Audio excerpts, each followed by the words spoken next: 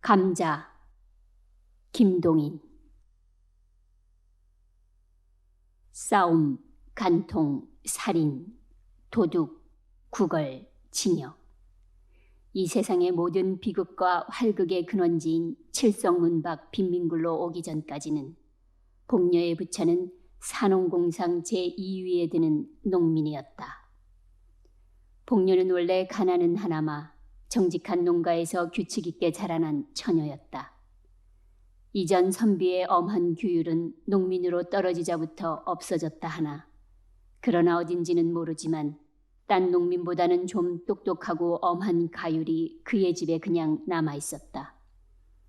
그 가운데서 자라난 복녀는 물론 다른 집 처녀들 같이 여름에는 벌거벗고 개울에서 몇 감고 바짓바람으로 동네를 돌아다니는 것을 예사로 알기는 알았지만, 그러나 그의 마음속에는 막연 하나마 도덕이라는 것에 대한 저품을 가지고 있었다. 그는 15살 나는 해 동네 호라비에게 80원에 팔려 시집이라는 것을 갔다. 영감이라는 편이 적당한 그의 새서방이라는 사람은 그보다 20년이나 위로서 원래 아버지의 시대에는 상당한 농민으로 밭도 몇 마지기가 있었으나 그의 대로 내려오면서 하나둘 줄기 시작해 마지막에 복녀를 산 80원이 그의 마지막 재산이었다. 그는 극도로 게으른 사람이었다. 동네 노인의 주선으로 소작 밭개나 얻어주면 종자나 뿌려둔 뒤에는 후치질도 안 하고 김도 안 메고 그냥 내버려 두었다가는 가을에 가서는 되는 대로 거두어 금년은 흉년이네 하고 전주집에는 가져다 안 가고 자기 혼자 먹어버리곤 하였다. 그러니까 그는 한 밭을 이태를 연하여 붙여본 일이 없었다. 이리하여 몇 해를 지내는 동안 그 동네에서는 밭을 못 얻으릴 만큼 인심과 신용을 잃고 말았다. 복녀가 시집을 간 뒤 한 3, 4년은 장인의 덕으로 이렁저렁 지내갔으나 이전 선비의 꼬리인 장인도 차차 사위를 밉게 보기 시작하였다. 그들은 처가에까지 신용을 잃게 되었다. 그들 부처는 여러 가지로 의논하다 할 일 없이 평양성 안으로 막벌이를 들어왔다. 그러나 게으른 그에게 막벌이나마 역시 되지 않았다.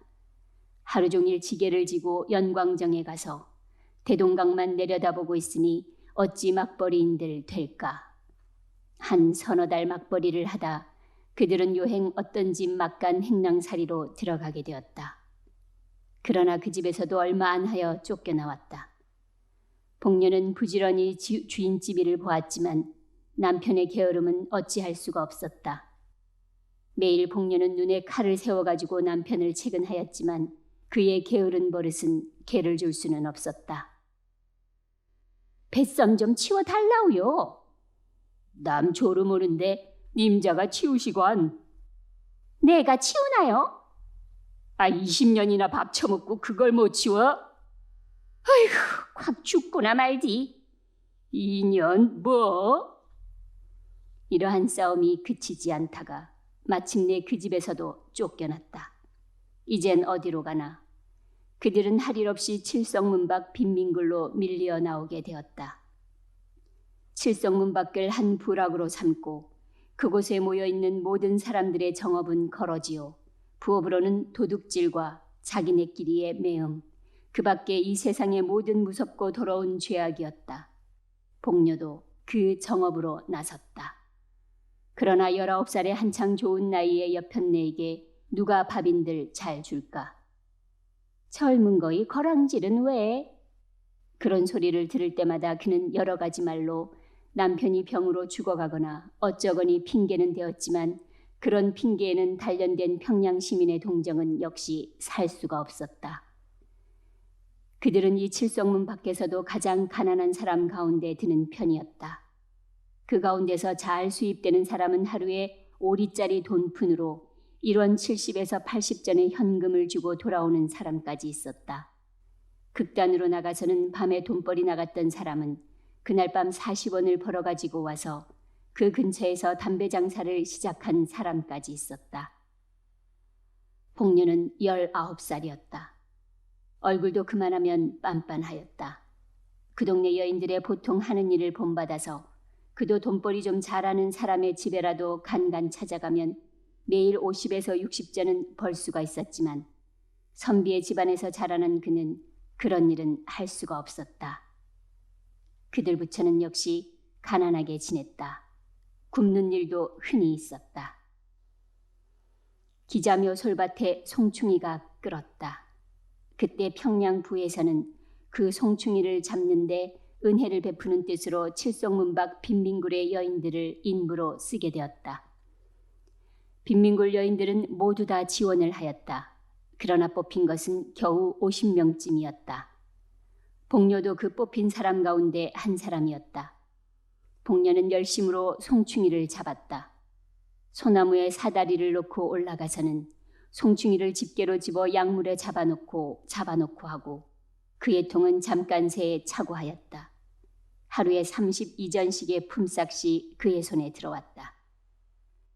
그러나 대여세 하는 동안 그는 이상한 현상을 하나 발견하였다.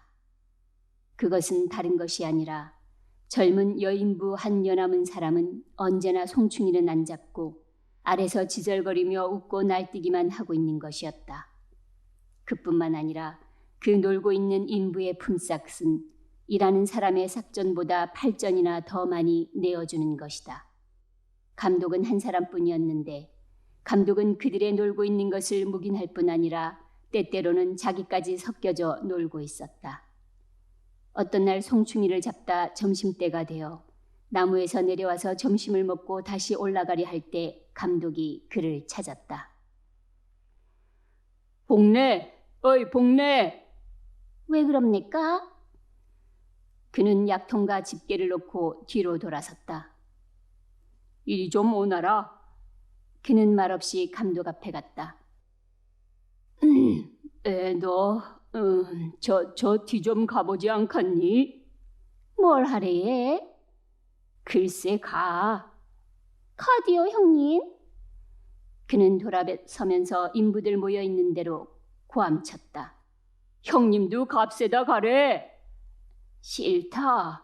얘 둘이서 재미나게 가는데 내가 무슨 맛에 가겠니?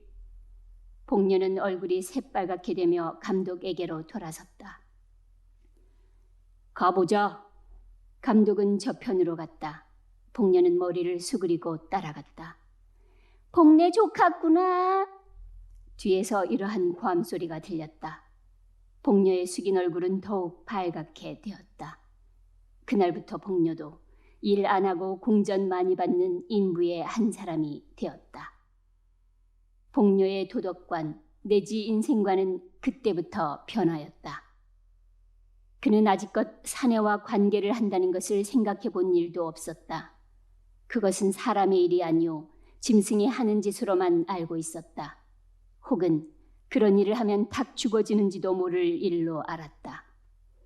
그러나 이런 이상한 일이 어디 다시 있을까? 사람인 자기도 그런 일을 한 것을 보면 그것은 결코 사람으로 못할 일이 아니었다. 게다가 일 안 하고도 돈 더 받고 긴장된 육회가 있고 빌어먹는 것보다 점잖고 일본말로 하자면 삼박자 같은 좋은 일은 이것뿐이었다. 이것이야말로 삶의 비결이 아닐까. 그뿐만 아니라 이 일이 있은 뒤부터 그는 처음으로 한게 사람이 된 것 같은 자신까지 얻었다. 그 뒤부터 그의 얼굴에 조금씩 분도 바르게 되었다. 1년이 지났다.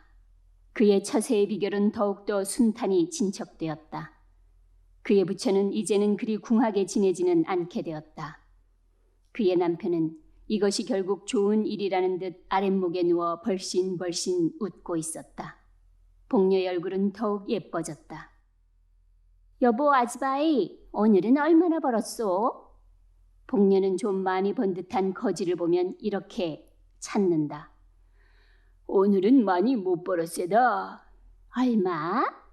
도무지 10서너냥. 많이 벌었으다 가래. 한 탱냥 꿰주시고래. 오늘은 내가... 어쩌고 저쩌고 하면 복녀는 곧 뛰어가 그의 팔에 늘어진다. 나한테 들킨다면은 꿰고야 말아요. 나원 이 아주머니 만남은 야단이더라. 아이, 자꾸 해주디. 그 대신 응, 알았디. 아이, 난 몰라요. 모르면 안 줄 테야. 아이, 글쎄 알았대도 그런다. 그의 성격은 이만큼까지 진보되었다. 가을이 되었다. 칠성문 밖 빈민굴의 여인들은 가을이 되면 칠성문 밖에 있는 중국인의 채마밭에 감자, 고구마며 배추를 도둑질하러 밤에 바구니를 가지고 간다. 복료도 감자깨나 잘 도둑질해왔다. 어떤 날 밤 그는 고구마를 한 바구니 잘 도둑질하여 가지고 이젠 돌아오려고 일어설 때 그 뒤에 시커먼 그림자가 서서 그를 확 붙들었다. 보니 그것은 그 밭의 소작인 중국인 왕서방이었다. 복녀는 말도 못하고 멀찐멀찐 발 아래만 내려다보고 있었다. 우리 집에 가디. 왕서방은 이렇게 말하였다. 가재면 가디? 겉도 못 갈까? 복녀는 엉덩이를 한번 획 휘두른 뒤 머리를 젖히고 바구니를 저으며 왕서방을 따라갔다. 1시간쯤 뒤 그는 왕서방의 집에서 나왔다. 그가 밭고랑에서 길로 들어서려 할 때 문득 뒤에서 누가 그를 찾았다. 복내 아니네. 복내는 획 돌아서 보았다. 거기는 자기 곁집 여편네가 바구니를 끼고 어두운 밭고랑을 더듬더듬 나오고 있었다. 형님이 됐을까? 형님도 들어갔댔을까? 님자도 들어갔댔노? 형님은 네 집에? 나? 육서방네 집. 님자는? 난 왕서방네. 형님 얼마 받았소? 육서방네 그 깍쟁이노. 배추 3팩이. 난 3원 받았디. 복녀는 자랑스러운 듯 대답하였다. 10분쯤 뒤 그는 자기 남편과 그 앞에 돈 3원을 내어놓은 뒤에 아까 그 왕서방 이야기를 하며 웃고 있었다.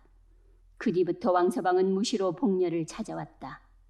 한참 왕서방이 눈만 멀찐멀찐 앉아있으면 복녀의 남편은 눈치를 채고 밖으로 나간다.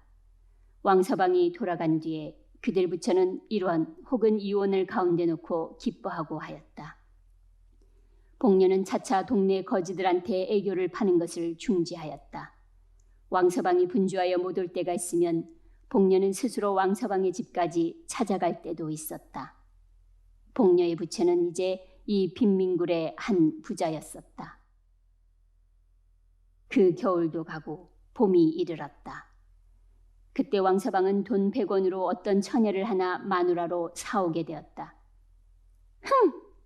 복녀는 다만 코웃음만 쳤다. 야, 복녀 강짜 같구만. 동네 여편네들이 이런 말을 하면 복녀는 흥하고 코웃음을 웃곤 하였다. 내가 강짜를 해? 그는 늘 힘있게 부인하곤 하였다. 그러나 그의 마음에 생기는 검은 그림자는 어찌할 수가 없었다. 이놈의 왕서방, 내 두고 보자. 왕서방이 색시를 데려오는 날이 가까워졌다. 왕서방은 아직껏 자랑하던 기다란 머리를 깎았다. 동시에 그것은 새색시의 의견이라는 소문이 퍼졌다. 복녀는 역시 코웃음만 쳤다. 마침내 색시가 오는 날이 이르렀다.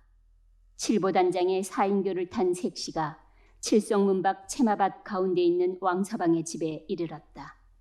밤이 깊도록 왕서방의 집에는 중국인들이 모여 별안 악기를 뜯으며 별안 곡조로 노래하며 야단하였다. 복녀는 집 모퉁이에 숨어서서 눈에 살기를 띠고 방 안의 동정을 듣고 있었다. 다른 중국인들은 새벽 2시쯤 하여 돌아가는 것을 보면서 복녀는 왕서방의 집안에 들어갔다. 복녀의 얼굴에는 분이 하얗게 발리어 있었다. 신랑 신부는 놀라서 그를 쳐다보았다. 그것을 무서운 눈으로 흘겨보면서 그는 왕서방에게 가서 팔을 잡고 늘어졌다. 그의 입에는 이상한 웃음이 흘렀다. 자, 우리 집으로 가요. 왕서방은 아무 말도 못하였다. 눈만 정처 없이 두룩두룩 하였다. 복녀는 다시 한번 왕서방을 흔들었다.